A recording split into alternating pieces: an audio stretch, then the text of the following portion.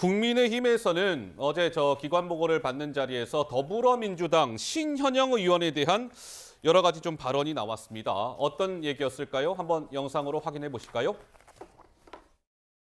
디맷 인력이 되려면 어떤 자격이 필요합니까? 교육 요건이 있습니다. 신현영 의원이 교육훈련 받았습니까? 수료증이 있습니까? 명지병원에서는 디맷 팀에서 근무한 자료는 찾을 수 없다고 답변 왔습니다. 자격이 없는 거죠.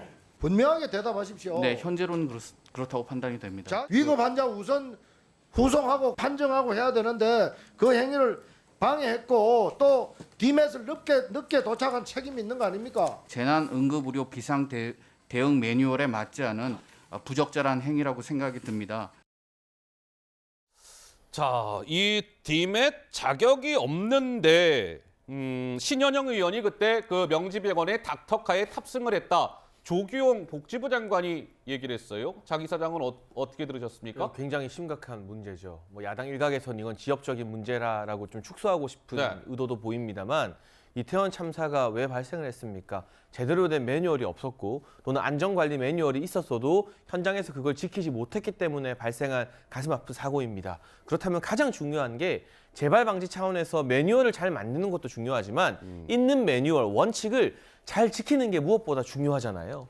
우리가 아무리 제2, 제3의 대책을 만들어도 그거 지키지 않으면 또 국회의원이라는 권력자가 매뉴얼이고 뭐고 모르겠고 나는 전화 한 통하면 의료진 차 탈 수도 있고 자격이 없지만 응급의료 목걸이도 걸 수 있고 가서 한다는 게 그냥 15분 사진 찍고 장관 차 타고 차 가는 차 못 타게 하고 나는 응급의료원 가서 의전받으면서 보고받을 수 있어가 되어버리면 또 다른 비극이 발생할 수 있는 단초가 되는 것이기 때문에 이 응급의료의 매뉴얼을 지키지 않았다. 그리고 그로 인해서 어떻게든 이 응급의료차의 도착을 지연시켰다라는 점에 있어서는 신현영 의원이 단순히 이 국정조사 특위에서 물러나는 것 이상의 정치적, 도의적 책임을 저는 져야 된다고 생각을 하고요.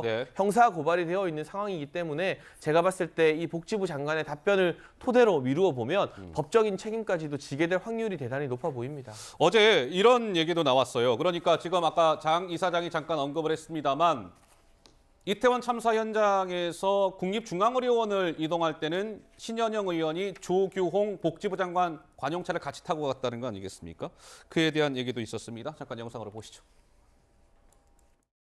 보건복지부에서 받은 자료에 따르면 신모 의원이 동승 의사를 피력했다 이렇게 나오거든요. 맞습니까? 본인이 타고 가고 싶다 이렇게 얘기한 거예요? 타고 같이 갈 수 있느냐? 신모 의원이 먼저 네. 물어봤다는 거죠? 네. 그래서 거절할 수가 없으셔서 같이 타고 가신 거예요? 그때 저는 이제 당시 상황 파악하기 위해서 응급 상황실 가는 게 굉장히 급했기 때문에 탑승 문제로 시간을 지체할 수가 없었던 그런 상황이었습니다. 그것 때문에 보건복지부 차관이 이제 동승을 못하지 않았습니까? 사실 이것도 공직자로서는 적절하지 않다고 생각합니다. 어떻게 생각하십니까? 그 당시 그 차량이 없었기 때문에 좀 NMC 조탁하는데 좀 시간이 많이 걸렸던 걸로 알고 있습니다. 네. 그러니까 신 의원 논란이 불거진 이후에 조 장관의 입을 통해서 뭔가 저런저런 얘기가 나온 건 처음인 것 같은데 우리 김수경 교수는 좀 어떻게 들으셨어요?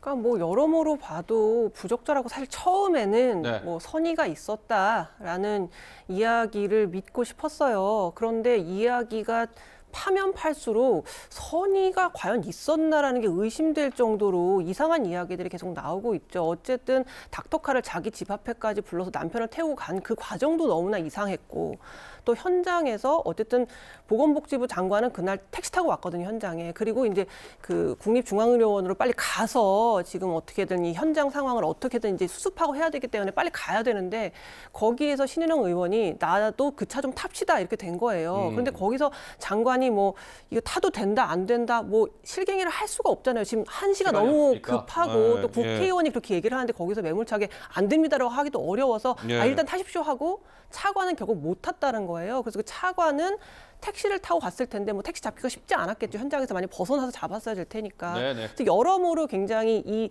일이 벌어지는 데 차질이 일어났는데 사실 이런 일이 발생하면 그 주무부처, 진짜 이 일을 감당하는 사람들이 열심히 일할 수 있도록 국회의원은 빠져줘야 되는 거거든요. 본인이 그 현장에 등장하는 순간 의전해야 되죠. 눈치 봐야 되죠.